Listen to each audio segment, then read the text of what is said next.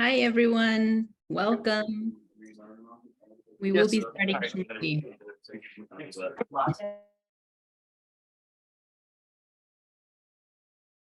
this award is so special because it was voted for by the fans. Vamos a empezar pronto. Bienvenidos a todos. Gracias por estar aquí. En unos minutitos comenzamos.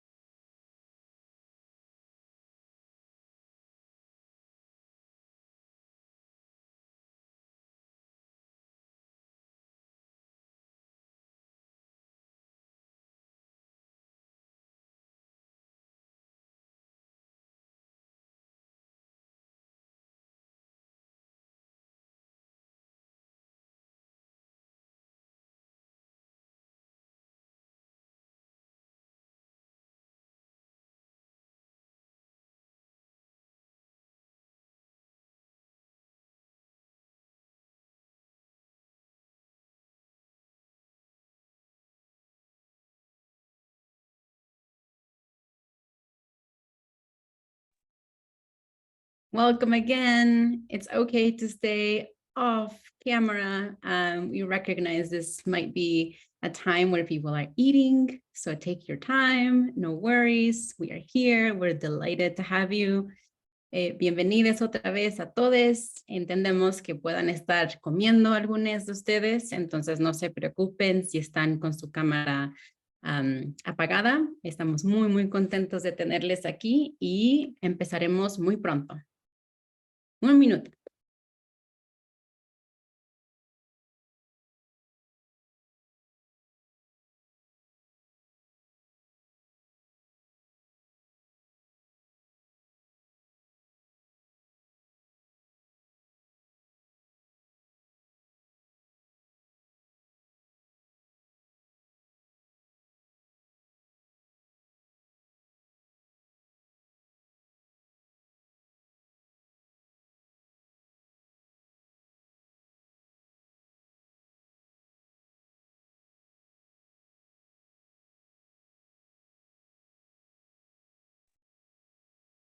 All right, let's get started. We are going to begin with, I'm passing the mic to our interpreters who will be showing us how to activate the interpretation function, and then we will begin.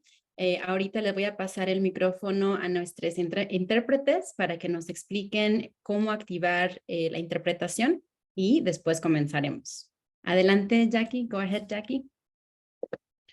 Hola, de hecho soy Monse. Vamos a estar dando las instrucciones de la interpretación. Hi everybody, my name is Monse and we are going to be going over the interpretation instructions.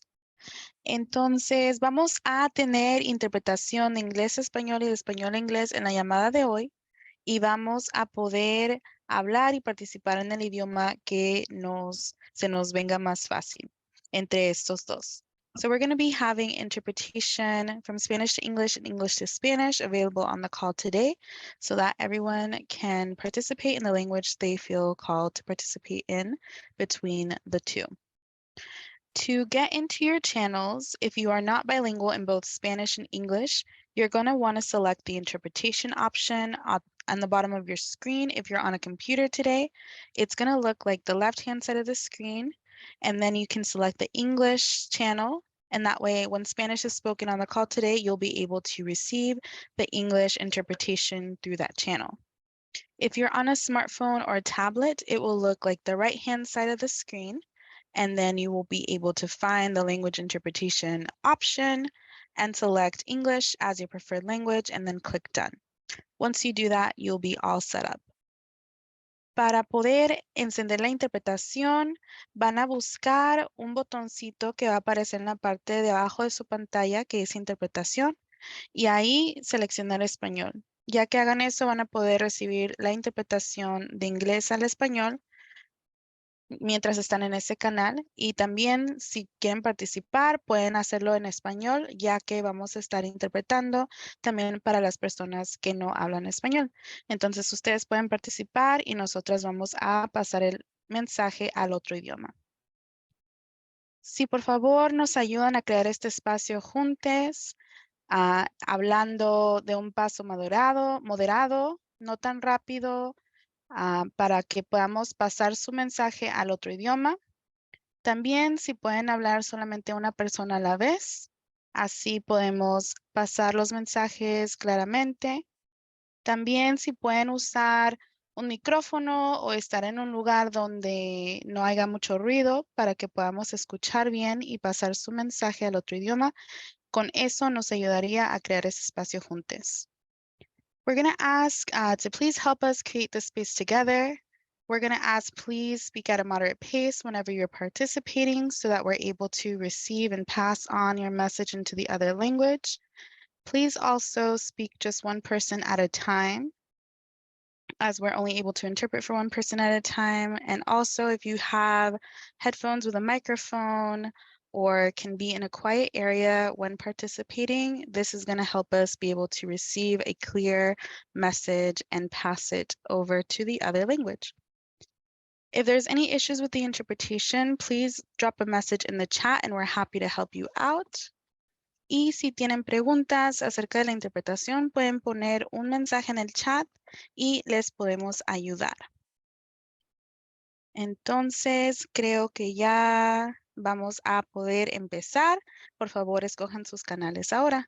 So please go ahead and choose your channels, and we're going to go ahead and get ready to start with the interpretation. Thank you.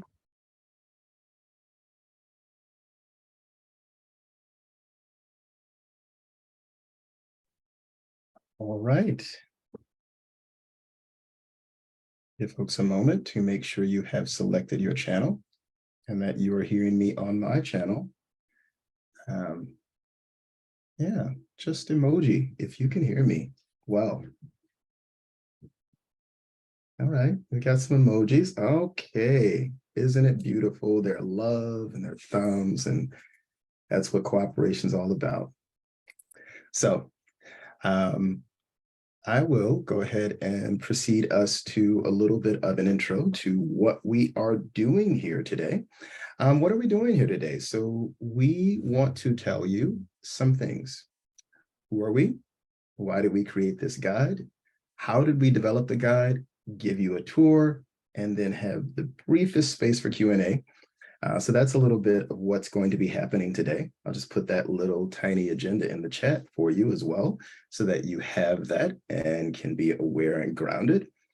And we're going to introduce some members of our team. And so I'll just kick off and just say that I am Mike Strode. I am a roaming facilitator. I am someone who values seeing voices brought into conversation and into collaboration. And I participated in this toolkit because I often need these tools in the work that I do and in the spaces that I'm in. And I recognize that it's valuable that we all have these skills. And so that is why I'm here. And that is why I participated on this developmental team. And so I want to go ahead and pitch it over to you, Maru, and you can tell us, who are you? Why are you here?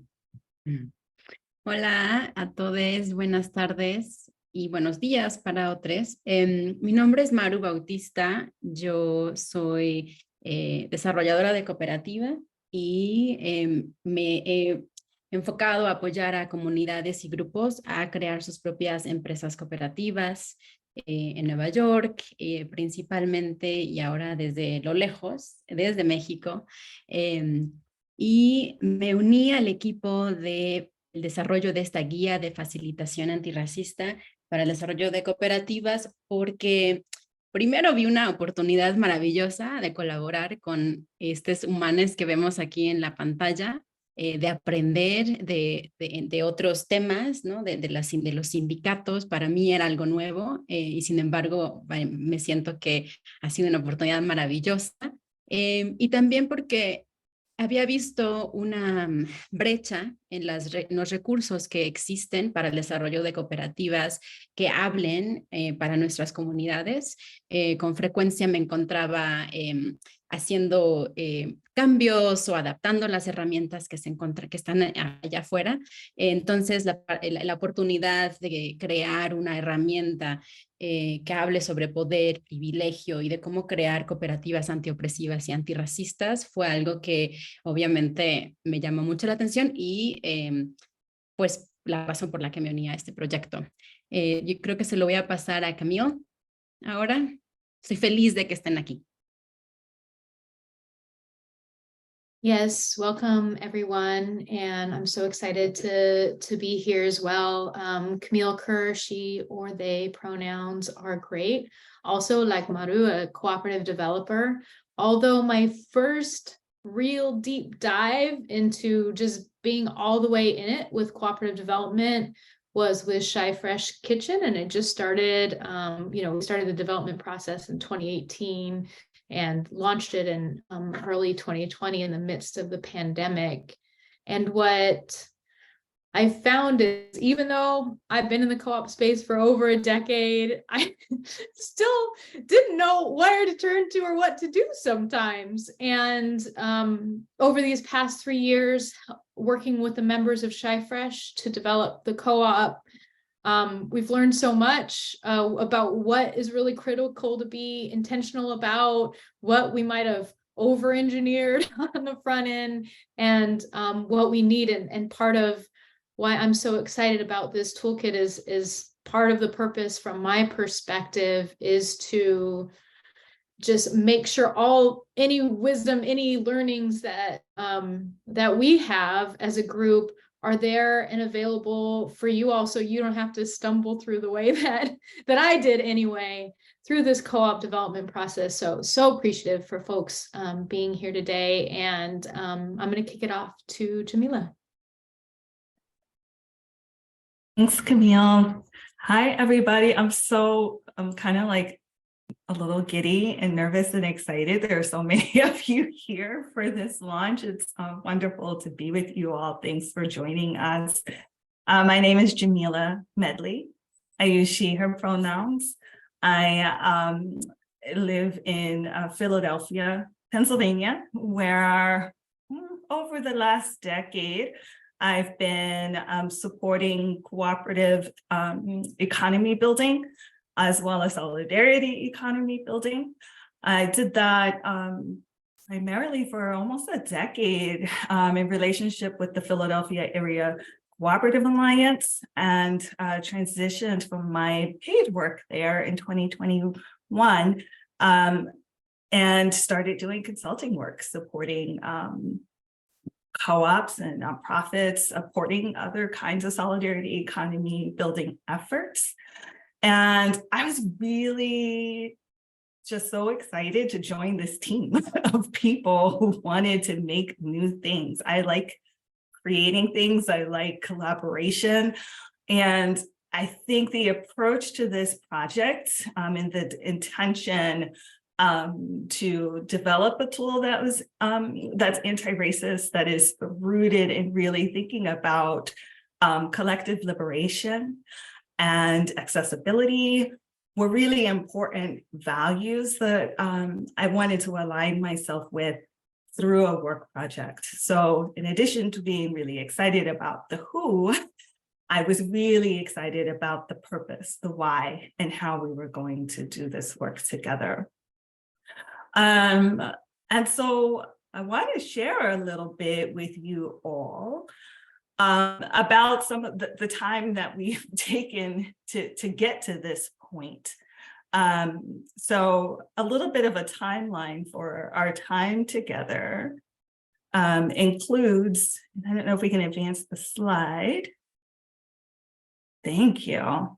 There was definitely some pre-work and early work in bringing people together and kind of identifying the project to work on.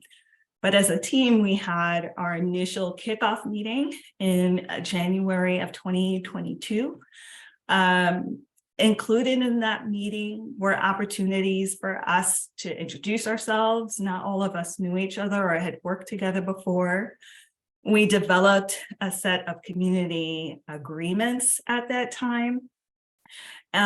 We also started to talk about the different kinds of roles we might play throughout this process. And we started to name some of the key areas that we wanted to cover in our work together. That would include building worker power and voice, anti-oppressive democratic management, cooperative culture.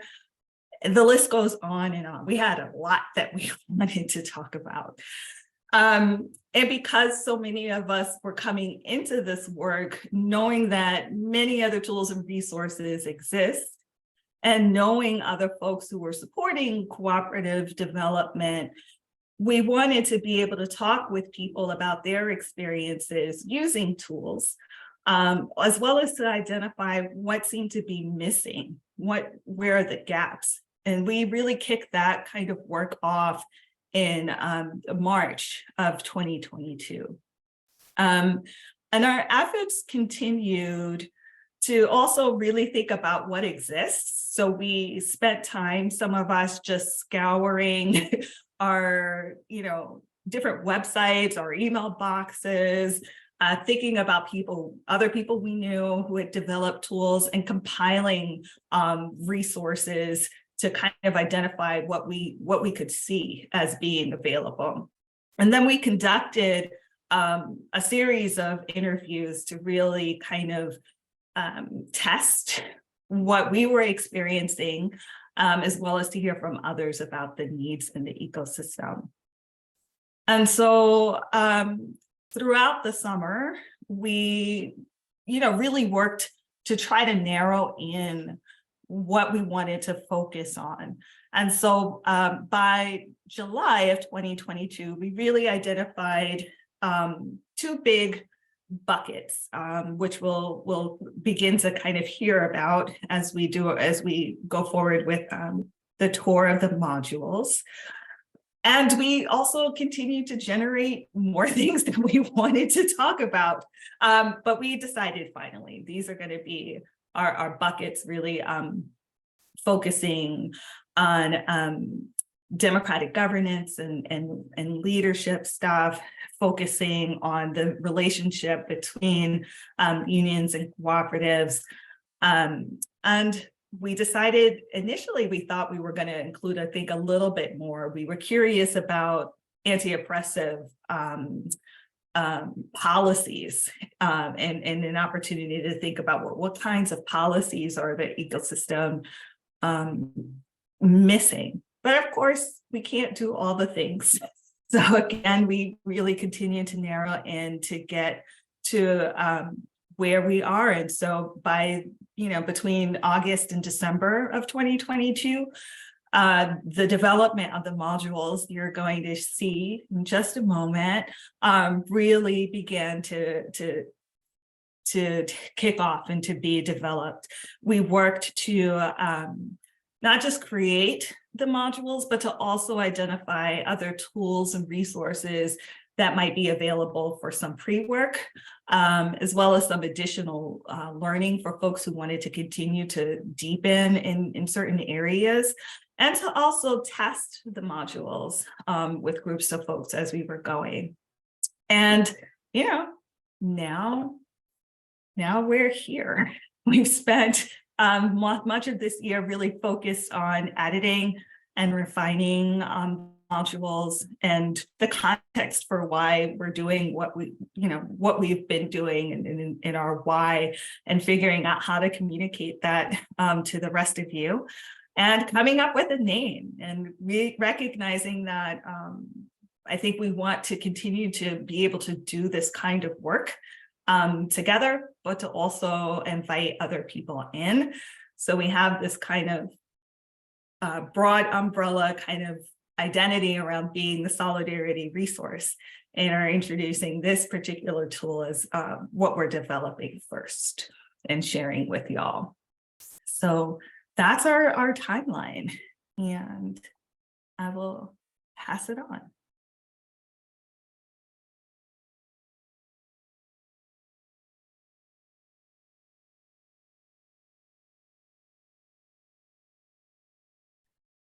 Great. We'll have a tour of the board coming up, but first let me introduce to you what our modules were. So we decided, and all of these got refined as Jamila mentioned, you know, that it wasn't a linear process. It's like it looked more like this, but we got here. But we ended up with 5 modules. One is preparing for the journey. Madhu will walk you through that and really grounding yourself in the mindset and the body set that you need to work collectively and bring yourself to cooperative, to being part of a cooperative development project.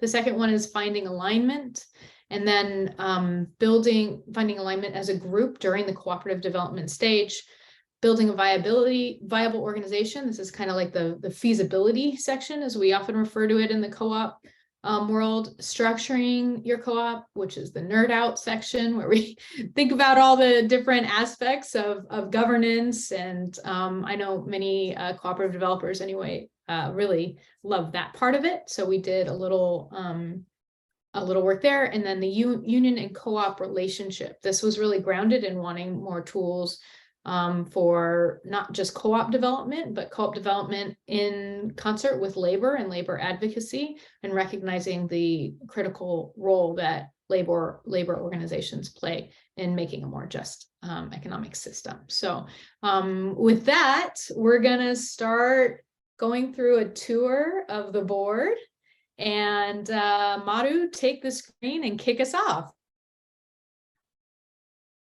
Thank you. Let me share my screen. And hopefully you are seeing it. Let's just look at it before we begin. If you're not familiar with Miro, this is Miro. It's a collaborative tool that allows groups to work together and to move ideas. And it's imagining taking the pieces of paper and the flip charts that we like move around in different places with your stickies and have that in one place. So this is the board that everybody will have access to create your own copy, to work on it, to make changes to it, and really delve in. We also have a PDF format of this, and we'll keep working on refining that, as well as translating the entire tool into Spanish. That's going to be coming up hopefully in the next iteration of this work. So let's begin with module 1. I believe you are looking at this, right? We're in the right. Perfect. Thank you. So module 1, the intention here is to, from the start, begin to address issues of power and privilege as you develop a worker cooperative or an organization. We think this particular module can be applicable to different spaces and different organizations, maybe those organizations or groups or co-ops who are also, still on the journey of incorporating anti-racism and like broader anti-oppression frameworks into their work, or early stage groups that are coming together. The module is divided into 3 parts. One part is really thinking about like, how do we set a foundation for our collective work from within ourselves? So like doing some inner work to start thinking about power and how that power flows and appears and feels for you, as well as privilege. And then in part 2, we go deeper into exploring power and privilege. We even have like a tool for the Power Flower activity that allows people to really reflect on your own identities. And we are encouraging everybody that is part of the initial stages of developing a cooperative to do it together. And then at the end of the module, we have checking our process and Vive board. And we developed these particular boards at the end of each module so that everybody at the end can check, how are we doing? Does this seem right? Do I still want to continue? And also in different modules, do we have the things that we need in order to continue, right? So it's kind of like your go, no go kind of check-in at the end of each module. So I wanted to highlight, so for every module, we have an introduction at the top. We also have an introduction video to the module so that people can get a sense of what is coming up in the module. But I wanted to highlight a couple of the activities that we developed, and we didn't come up with them. We borrowed them from Theater of the Oppressed as activities that can help groups start thinking about power, right? And start reflecting on how they feel in relation to power. So we have chair power, which I know some of you know. We incorporated also Colombian hypnosis to also think about like what it means to lead, be led, you know, how can we build something collaboratively in a way that where people can collaborate in leading the efforts of starting a cooperative. And then here is our checking our vibe module, like a part, I guess, of the board where people can reflect, and the stickies here are specific to what the module is aiming to do so that people can vote, right? Like, how do we feel about this particular thing? Not at all, not really, not sure. I think so, maybe, yes, definitely. And move, you know, your own sticky around, which people can do. So that is our module 1. And we have also, for each module, we have green boxes where we delve in a little bit more into like what we mean by power and privilege, for example, or we offer additional resources at the bottom that we think would be important, or, you know, interesting resources to add more information for those, for folks who want to do it, or in some cases, you know, the pre-work that we want participants to do before starting this module. So every activity has facilitation tips that hopefully will help the groups figure out how to prepare for to facilitate the process or that particular activity. So that's our module 1. We're very excited about it. Module 2, we called it Finding Alignment. And this came for us because we had been seeing different efforts to start cooperatives where stakeholders that were coming together to co-develop a cooperative were not really aligned from the start, right? Sometimes we made assumptions about what the intention and the purpose of the cooperative would be, the scale, the pace of the growth, right? We oftentimes tend to make some assumptions, and we were hoping that with some tools, we could help groups ground themselves in a shared history through storytelling, dream together what they would want for the cooperative, and really reflect on their role and commitments to the project, and have discussions about early on about the implications of having differences in commitment in the development of the cooperative, right? Sometimes some people might be committed to the development of the cooperative as long as the grant funding lasts, right? So what does that mean, right? And having those conversations early on, we think would really help groups find that level of connection and shared purpose. And so that's the first part. And part 2, we incorporated some decision-making in the early stage of developing a cooperative, because there's so many decisions that happen before a cooperative is even launched, right? So having that intentionality early on in understanding what are the decisions that we're making together, where and who is making these decisions, right? And also who's at the table right now, and is it an equitable table? Is it representative of everybody that needs to be at the table making these decisions? So that's the intention, you know, and the structure of this module. And here I want to highlight a couple of things. So we have exploring our roles in the project, some self-assessment that every person in the group can do to sort of gauge, for the person to share, like, this is what I think this cooperative is about. This is how I think the scale, the pace of the cooperative should be in terms of the growth. This is how many people I think this cooperative is going to have, right? And every single person will have the opportunity to do the self-reflection, self-assessment.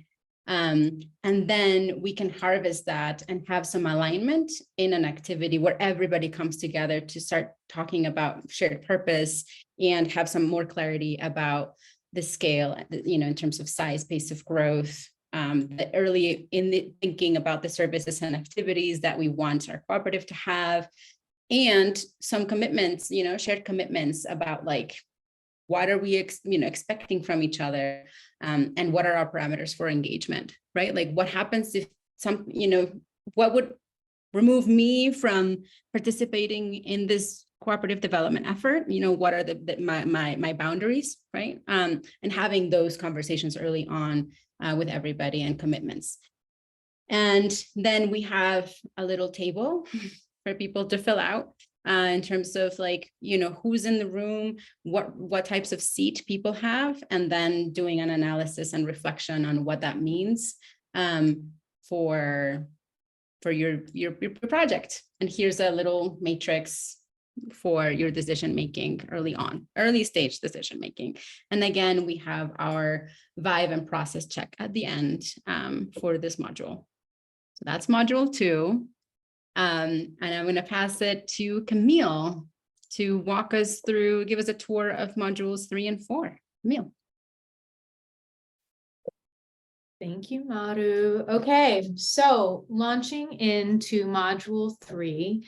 Module 3 we called it Building a Viable Organization Within Capitalism. And this is, like I mentioned before, it's kind of like the feasibility section. And the way we structured it are with 4 pieces that kind of come together as a puzzle. Starting with purpose and values, because your why as an organization and your how as an organization really are the foundation that you need to build off of and around in any organization. Oh, and just a note, just like Maru said, this one isn't necessarily worker co-op specific. I think much of this module could be applicable to any solidarity economy organization. So just putting that note in there. Then we move to people power, and that's about sharing your gifts, who's in the room, what your assets are as a team, and what your needs are as a team. And then financial modeling, and a lot of this really is reading. It's a lot about, like, introducing the different revenue streams within capitalism. So the gap we were trying to fill there is that that there might be a lot of resources out there about how to run, a business and how to make it in the market, or how to be a good nonprofit, but not necessarily with the analysis built in of capitalism. I need to slow down. I will. So what we were trying to do here is combine the analysis, an anti-capitalist, anti-racist analysis with the information you need if you are trying to engage with the system and build a sustainable organization within the system. And then we have a little bit about capital access with both this and the financial model section. What we're really doing is trying to demystify our economic system and bring you the information that folks kind of happen to have if they have privilege or have otherwise, like, engaged with our economy and successfully built businesses. Demystify it, make it accessible to everybody. So I'll do a very quick tour of the different boards and then focus a little more. So, like Maru said, they all start with an intro. This one gives a little context about what capitalism is and how it harms us, and then walks through what each of these sections will do. We structured the purpose. There's different ways to structure a finding your why or purpose exercise. We chose to do a newspaper exercise for the finding your why. And what everybody crafts their own newspaper article for the future of what you've achieved, and then you harvest from that who we're serving, what we're doing, what's the impact, and refine that into a purpose statement. In the next one, it's defining your values. We find that really rooting in your values is very critical for solidarity organizations early on. And when you have all the values, that means you're not focusing on any of the values necessarily. So really helping people refine down to 5 or so values, and then starting to test them out. Like, what would this mean for us when they were in tension with each other or with other outcomes that we're trying to achieve? The next section is about sharing what gifts we are each bringing to the project, acknowledging and respecting each other's gifts, and then mapping out. And I'll go a little bit deeper on this one than the other one. So for instance, we're mapping out what our assets are as an organization in terms of people power and what our needs are. And it's both in terms of business. So do we have folks who have industry knowledge in the area that we're thinking of going in, or know how to raise capital, or know how to break into markets or sell? But also, what we want to emphasize is, do we have people who understand how to create a safe space, how to make decisions collectively? Do we have people who understand anti-racism practices and policies, and just mapping out what it is that we have on the team and what it is that we need?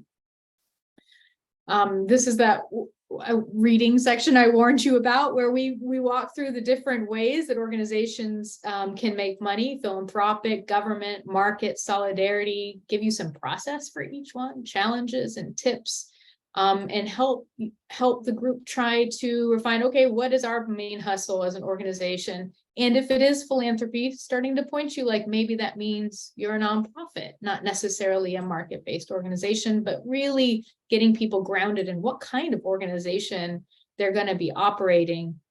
And then we encourage you to do financial planning. So we want to build out more tools to support you on this. But in the meantime, we're linking to Business Model Canvas and saying, before you move forward, these are the things that you typically need to do to understand if the organization is going to be sustainable long-term. With capital access, we do a quick, like, here are the things you need if you're crowdfunding, if you're trying to get grants, if you need investors, so that you can start to plan who's doing that work and what it looks like. And like Madhu said, we have a checkout that basically says, like, okay, wait, do we have a clear set of collective values? And for each of those boards and outcomes that we're hoping that you have, seeing where you are and seeing if you need to revisit. So that is module 3, and module 4 is structuring our cooperative. So 2 main parts on module 4. It's mapping our defining cooperative membership, and then designing the democracy, or how we think about them. And so the first one is all about members. It's just about, who are our members? How do you become a member? What are the rights and responsibilities of membership? And what's the role of trust for members in engaging with each other? And then the second section is hierarchy versus direct, hierarchy versus no hierarchy, direct versus representative governance, who's on the board if you have one, what it looks like, what leadership means in your organization, and democratic decision-making. So I might need to do a slightly quicker tour than I did last time. But we start you off mapping your stakeholders. Who is a stakeholder in the organization? Which of them are so strongly affected their members versus ring of influence and ring of care? So we really want you to think hard on the front end about who your stakeholders are. This is where we get into probably the first time that it's worker cooperative specific. And so this is where you map out membership eligibility. We kind of have some of those markers that as co-op developers, we know price of a used car is familiar, you know, that 1 year typical length, but this is adding in what does eligibility look like, and adding a couple possible different things that you might not have as eligibility criteria, like a ritual or a demonstration in your contribution and alignment. Some additions to the typical way that you think about eligibility. rights and responsibilities. This we feel is very important. Sometimes being a worker owner, you have vaguely more rights and responsibilities, but let's map them out and say, like, what does it mean to be very clear on what our rights and responsibilities are. We lay out some foundations of trust and distrust as a group, and how to build policies around that foster a culture of trust. And then, like I said here, we create personas on hierarchy versus not hierarchy, direct versus representative, and start to think like, what kind of co-op are you? Are you, is co-ops look very, very different.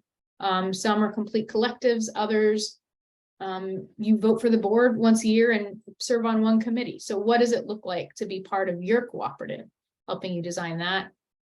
And just like above, we got some more tables here. This is your board, your founding board and your ongoing board. We want you to put butts in the seats, symbols in the chairs there. So that helps you design who your ongoing board will be. It's something you can send off to the lawyers when you're ready. We highlight that leadership is different in a cooperative and help you define what leadership is, just like membership is like you have vaguely more rights and responsibilities. Same thing for leadership. Who identifies as a leader and what roles are those leaders taking on? We try to decouple leadership from kind of the traditional, like, someone with command and visibility and whatever, into what exactly it means to be a leader in a cooperative setting. Then we go into decision-making, introducing the different types of decision-making, consensus, consent, majority vote, having y'all do a fun exercise where you make a decision, see how the different styles feel and what makes sense for you. And then launching into not a full decision-making matrix, but a mini decision-making matrix, I'll say, where you start to think about who's making what decisions, and what decisions are important to y'all. Check out at the end. And with that, I will kick it back to Maru to do an overview of our 5th module. Thank you, Camille. So our last module is one that I learned so much in the development of this module 5. I was very excited to learn more about union cooperatives and help us, think about how we help groups prepare for the journey of unionizing, if that is something that a cooperative might be interested in doing. So this module, we think it's helpful for cooperatives who are interested in unionizing and exploring whether it's the right path for them, and also for unions and thinking about representing cooperatives. There's some tools here that would be useful for everybody. So the way that this board is structured is, first we have some activities that help people think through unionizing. Is this right for us, right? Because sometimes we might think that we are interested in it.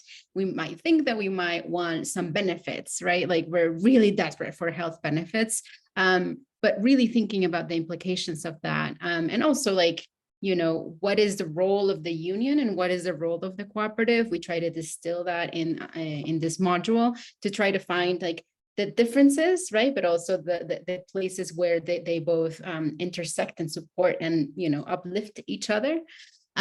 We also have an activity that Camille will show you, selecting the right union, because not all unions are made equal. And so we really want to make sure that the groups have some shared purpose and intention and what they want, what's important to them, so that they can go out and look for the right union for them. Then we also have an activity to help groups create their bargaining team. And after that, start designing their collective bargaining agreement. We have a tool for that as well. So I'll pass it to Camille to walk us through some of the boards. And with this is the last board, I promise everybody. We'll go into after this. Thank you for hanging in with us. Yes, thank you all for your patience. Yep, so here's where we kind of map out the benefits of unions and co-ops and what kind of goes into what role. And the union, what is the union right for you section? As Mauro pointed out, like, can you afford good wages and benefits for workers, for instance? Because when you're not even paying yourself yet, that's maybe not the right time to unionize, but so this one will go into a little bit more. So this is choosing the right union. And so what we do is we kind of break it out into different roles that the union play and different benefits that they offer. One of them is policy work. So it's really beyond benefits for the firm or for the specific workers, but do you want a shop that is really where policy is a major priority and they do ballot initiatives and they are working to change the overall industry? How important to you is that it's a grassroots union? And are typical union benefits fine, or do you want those best benefit plans, those multi-employer benefit plans that have the, not that you're going to necessarily find your ideal union, but this helps you if you set your industry, your location, and what your priorities are. And you bring this to someone who knows unions in the area, and we anticipate working with local union advocates on this type of work, that you find the right union for you. Because it's not something that we've seen co-ops proactively do before, is think about who's right for us. So that's what that tool is for. Yep. And then this is, the skills and experiences needed for your bargaining team and prioritizing that based on your goals. And then starting to draft what your ideal collective bargaining would look like, especially in light of,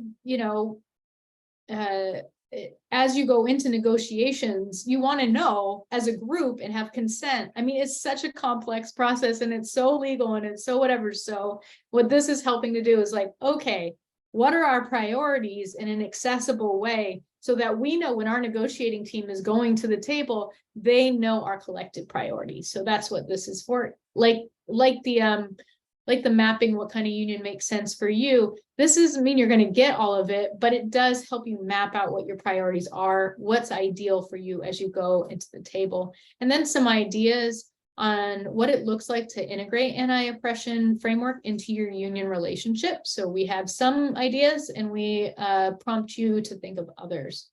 So with that, and just like everything, we have a vibe check, and just to show you, so we understand CBAs and their role in advancing the needs of our workers. Like each one of these has those outcomes that are specific to the module that we like to just check out on and see if we need to re-dive into anything.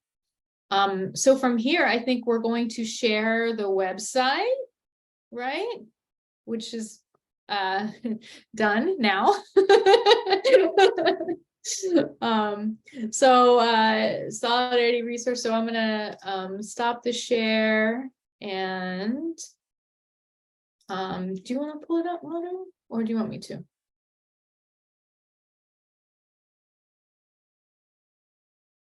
There we go. Okay. Last word for now. That's Maureen.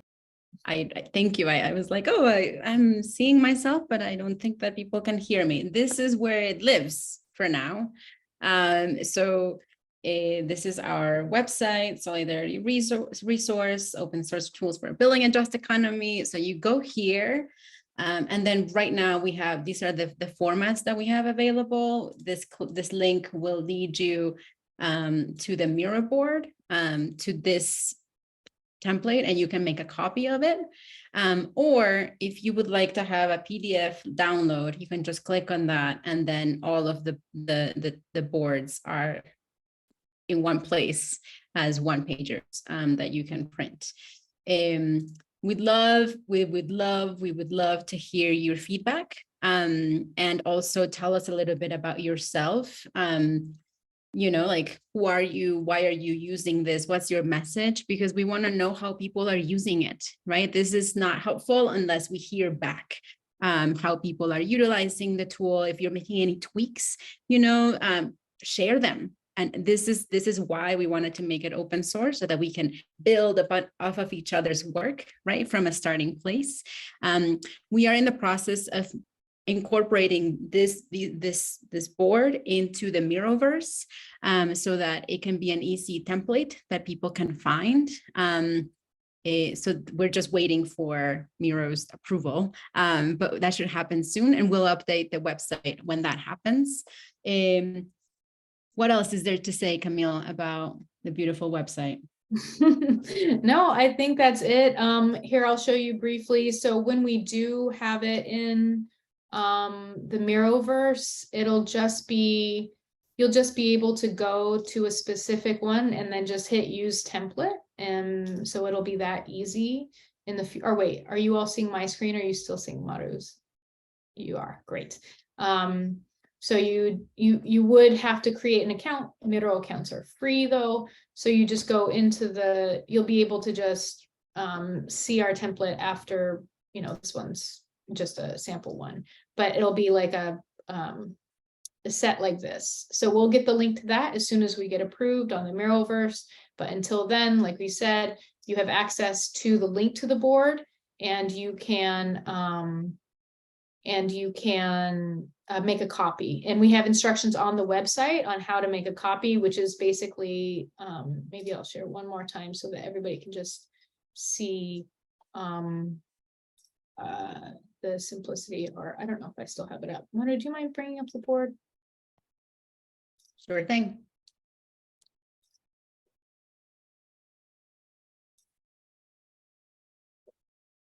So you'll see there's just a settings button right next to the name of the board there, a little gear, and then you go to board, and then you go to make a copy.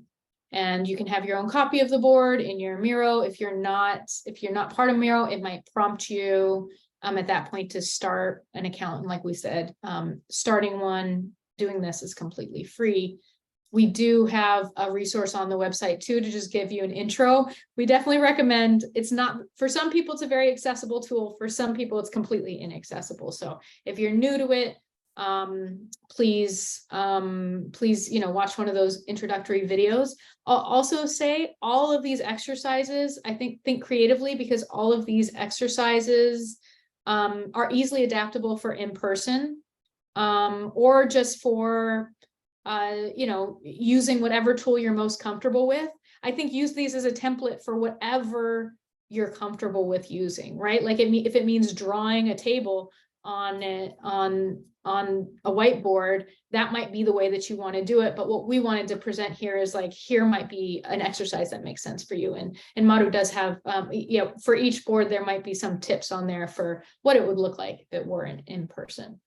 So I think we'll check there on the website, right? And we just have some Q&A questions for you all as we go in. If Mike, you don't mind putting those slides up.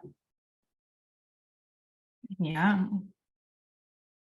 Well, thank you. Wow, Camille and Maru, for walking us all through this amazing work. This is the second time I'm hearing y'all kind of explain it, and I'm just still blown away that this happened. We have a few minutes to hear from you all now, maybe some initial reactions or questions. There are a lot of us on the call here, so I invite you to put questions in the chat. If you want to use your emojis to raise your hand, I will try to call on folks as I see them go up. And first, I see Tracy Stewart's hand up. Yes, hi everyone. This is amazing. Yeah, a million people said in the chat, I wish I would have had this 2 years ago. I started a nonprofit, and all of these things were impossible for us to do because many of us didn't stick to the values that we said that we had. And when money showed up and land showed up, and I know that that's happening for other grassroots organizations trying to do nonprofit work or community org work. So I love this. I'm part of another collective, and I'm going to introduce this to them like today so that we can use this to build. And just thank you so much. Because I've been using Sustainable Economic Law Center. They have wonderful tools. Like you don't have to build your documents. They give you all the documents. And I think but this gives a framework, and just so much gratitude. Thank you. Thanks, Tracy. All right. I see comments coming in from the chat. I see a question maybe from Kate. I love a choose your own adventure tool like this, super flexible. How can we best get you structured feedback from our field tests to help you iterate and improve? Yeah, we just have an open feedback form on the website right now, but I do think what we're going to create, what we've talked about briefly is just a survey or something that like module by module asks like a few very simple questions like, was it effective? What's missing? What went well? Type of survey. So we do want to have those kinds of tools. This is something that both we want to iterate on and we want you to iterate on. So feel free to also make your own version of these boards for your needs and upload them as templates too. Like there's no, it doesn't need to stay in our world. We'd love for this to be something that you build out for your specific purpose and make available, or just improve on and make available in other places as well. But we hopefully will have those feedback mechanisms, like more formal channels besides just the website form, available soon.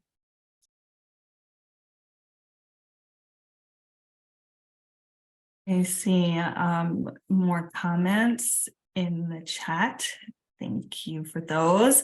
Any other questions folks want to either put in the chat or raise your hand to be seen? We have a couple minutes. And or even if you just want to say something out loud excitedly or however you're feeling about it, love to hear from you. All right. I'm going to read some of these out loud. So from Sarah, this is totally gorgeous. I love it. This will be helpful for my thinking about governance in my work. I think you have woven in a rethink about how power dynamics throughout the thing so completely that it is not quite obvious what specific parts are anti-racist. They cannot be isolated from the whole. I have a lot to learn. Thanks for tools and food for thought and work. From James, all the kudos to the team on creating this. Super exciting project that is going to be a huge boost to folks exploring cooperative ownership and governance models. I'm just eager to dive into and explore because it's a lot to process at once. Yes, it's a lot to share today, and so excited that the website is live and the tools are accessible and you can start to dig in. Okay. Let's see. I saw an earlier question that Madhu answered in the chat from about what to do before this, and like Madhu said, there's some recommendations about Union Co-op 101s, but also recently launched Economics for Emancipation, which we, all online radical economics course about our economy, grounding you in like the economic principles that we're the same ones that we're bringing here. So we definitely recommend as like either a study group or just as individual prepping. Economics for Emancipation is out. So that's exciting. And that's on your webpage? No, well, it's in the board. It's in the third module in the board linked there, but it's in the chat here. Economics for Emancipation. This is coming out of Center for Economic Democracy and Center for Popular Education. Is that the other partner? But both of them just incredible, incredible like high level work coming out of there. So thanks for that. Okay, I see one, but this seems like it'll be a follow-up for you, Camille. I am personally curious about how it could be applied to a cooperative real estate scenario. Seems like maybe James will follow up with you there, Camille. I don't know if you want to say anything. Could I suggest East Bay Real Estate Collective is a co-op, and Yeah. they have everything online, and they tell you you can copy anything that we've done, just give us credit, and they are amazing. So They're, yeah, I worked with them. I worked with them a bit, and I'm on one of the shareholders.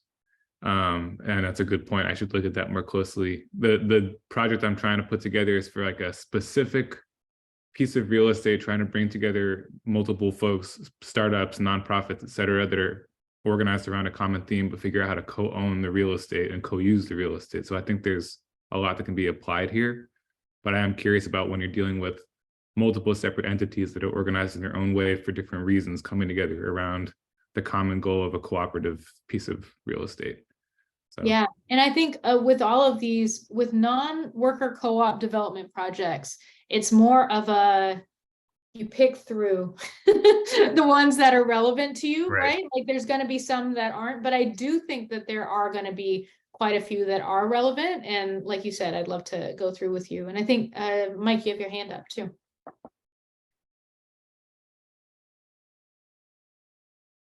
Yeah.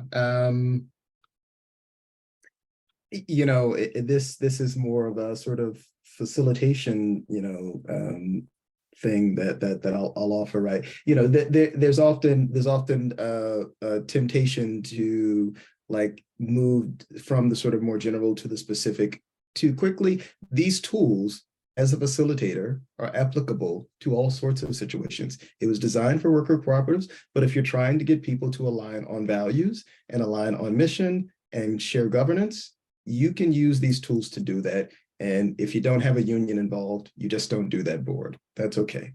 So just remember that like these are very generalized tools that can apply generally to a broad swath of things. And this kind of connects both to that question and also to the question that Kate asked, or Sassy asked, which is just that, you know, if that we haven't thought about iteration 2 of this yet, you know, that is certainly a conversation to come. But if you are like working on a thing and you're like, I really wish that we had a board like this for real estate cooperatives, or my February, I really wish we had a board like this for all of the conflict work that I'm doing, then, you know, that's a pitch that I'm sure you could build out and you could let us know about. And you could say, hey, if you ever work on a conflict board, I want to be in that room. And, you know, that's an opportunity for us as a team to like, you know, come together and say, hey, we think we got a group of folks who might want to work on something like this and build out a board. And so, yeah, check. Awesome. Thanks for that. I see Johnny's hand up, and maybe this will be our last question as we do a time check here. Johnny?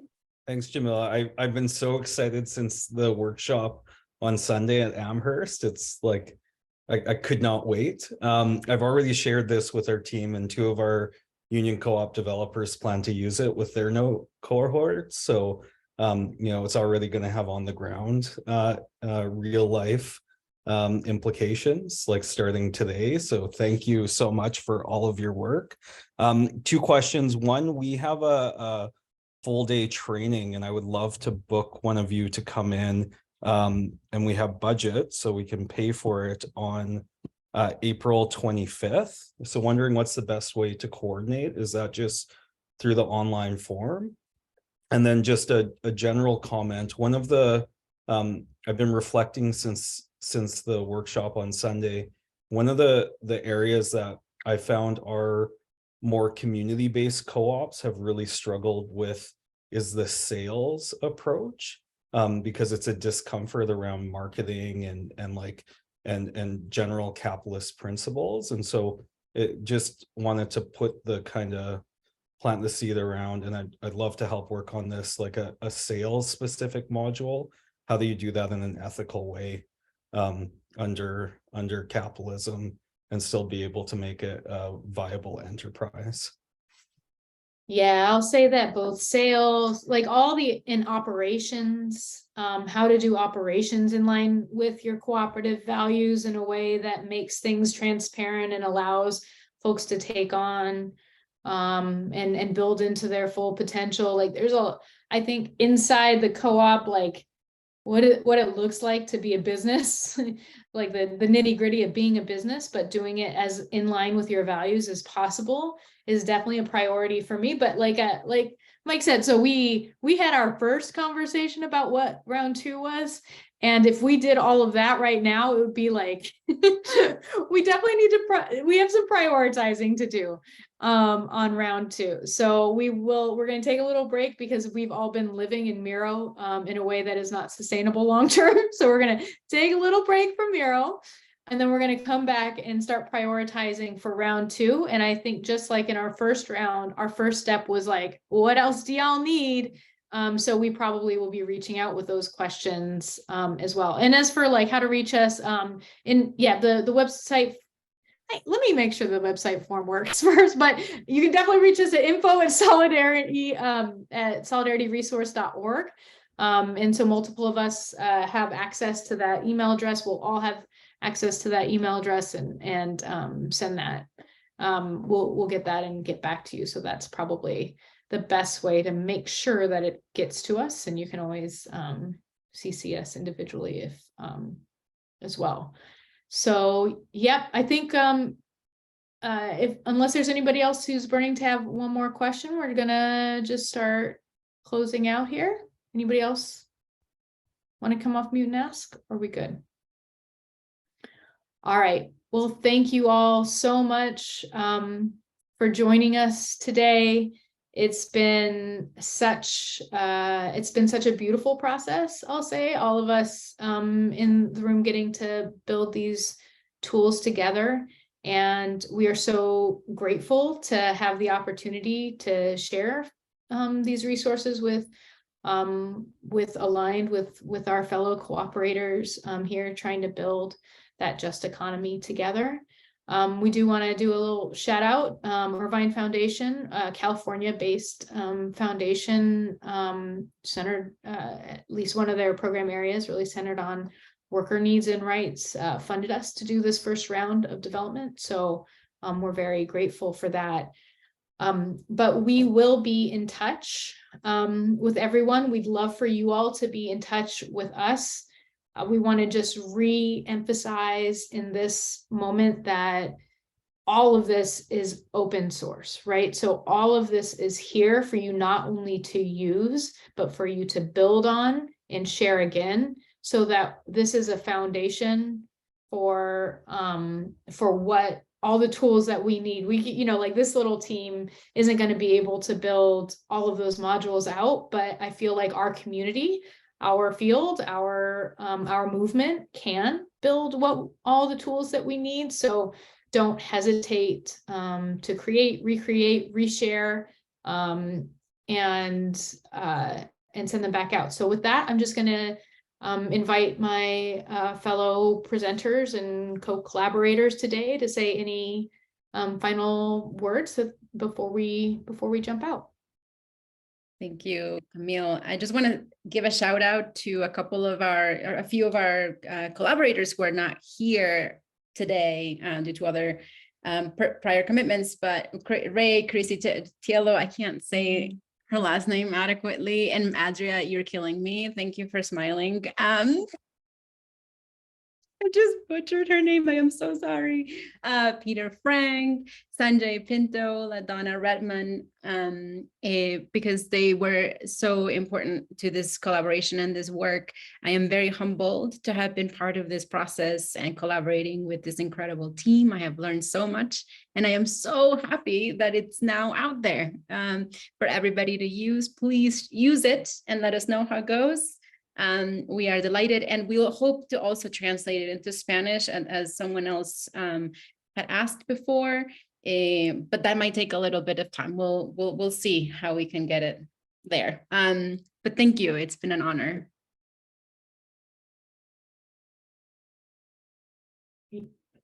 Jamila, Tech, you want to jump in? couple last words, and then we'll close out. Yeah, all the things. This was lovely. Glad to be here. Can't wait to hear from you all how what you end up doing with it, what you end up iterating, what you like, what you find might be sticky. So yeah, this feels like, you know, the beginning of a journey towards more collective and open source resources that we can have for our ecosystems and our communities. So thank you all for joining us today and participating and taking this all in. And I see Tracy has a question. So sorry for taking up so much space. Just a quick question. Is there a Slack that we can all keep in touch with? Because like this community right here is like, oh, wait, can I have everyone's name and email or Facebook or something so that we can like percolate? Yeah. Maru was just telling me today, she's like, no more Slacks, no more. No, we need a Slack. We definitely need a Slack for this because I found this community by super accident, like super accident. And so it would be great to be able to talk with folks about what you're building, what's working, what's not working, but just to have a place to percolate. I'm totally down to help to set up whatever is needed to set up, but it is so hard to do this work. So this tool is super amazing. And for me, the idea of sticking to your values is just so much harm is caused when we don't do that. And there's so many groups that I know of that I'm pseudo consulting with. And so it would just be nice to have a community to keep in touch with. Thank you. Absolutely heard. And we're chatting Friday, and we will definitely have that on the agenda and list of what we're talking about. Thanks for bringing that up. And Mike, close us out. Yeah. So open source, Creative Commons, copy left, share and share alike. And, you know, maybe on that last point, right, you know, folks maybe know about me and my offers and needs market and my perpetual, like, you know, skill sharing spaces that I love to open up. You know, there is something that we do in that space that really talks about recognizing that some things are ethereal and that we can make some connections that will be more permanent. And so I will say, let's find the spaces where we're already congregating and just remember to say, I was at this space when we get there. So if you are in the peer advisor channel at USFWC, talk to each other. If you do go to the National Black Co-op Agenda conference, you know, go have a little circle and talk about this toolkit. But make sure that we want to be always cautious. And this, I'm not just saying this because I'm sitting in this group together, but we always want to be cautious about like trying to shift the burden of maintaining these intersections to the folks who maybe built the thing and then said, we're just putting the thing out there. Because I know for sure how challenging it is to both inspire people to use those things and then maintain those things. So I can't promise that I would vote that this group should maintain a Slack. I will commit that I think this group should at least have another community of practice space, not that it will hold in perpetuity, but that at least it will say, let's get together again and see how you're using this toolkit. And then it might just dissolve again from there. So make sure you talk to each other and share your information with each other in ways that are useful. And the very least we can do is share those other spaces where we are congregating with others and invite you into them as well. Okay. Hello. Oh, sure. I'd love to say something, and I don't know how this will land, but so I'm familiar with, I'm connected to the Lift Economy, and they have the Next MBA program where folks are learning about the solidarity economy, restorative economics, regenerative finance, right? And one of the things I've been saying since the program has been, we got to make sure folks know that there's a network of folks that are doing this work across the country and in the world, especially BIPOC folks, right? in my research, I found when I look on the website, I see that there are a lot of white-led organizations that are in the finance world, in the finance part of this work, in the economics part of this work. And for me, I'm interested in making sure that as people kind of go through these programs, that people can get opportunities to be apprentices to this and learn from the practitioners like yourselves that are doing this work, that are bumping their heads, that are trying to figure out how to do this and how to make this, how to create sustainability around this, and so the next generation can come in and carry this for the next 100, 200, 300 years, because this is something that's been happening since folks have landed in this country, in this land, right? And so I want to make sure that folks have access to folks like yourselves to say, okay, I can do an apprenticeship or a fellowship to really learn how to do this work and not have to, everybody's got to bump their head, but we can also learn from masters like yourselves to be able to do this work and live it and speak to it on an everyday basis. Thank you for that. And yeah, us builders need spaces where we're building together, because building, I'll say, has been definitely the hardest part of the co-op world that I've ever been in. It was way harder than field building, I'll say that, or even developing tools. That the building itself takes your whole body and spirit and all of you to do. So I agree, we need more spaces where builders in the solidarity economy can come together. And we'll be thinking about that while keeping in mind the wise words that Mike has, is like, everything doesn't need its own container, and where do builders come together? We can hold both of those. It's been such a joy being in space with you all today. Thank you so much. Be in touch. We'll be in touch, and spread the tool far and wide. With appreciation, y'all.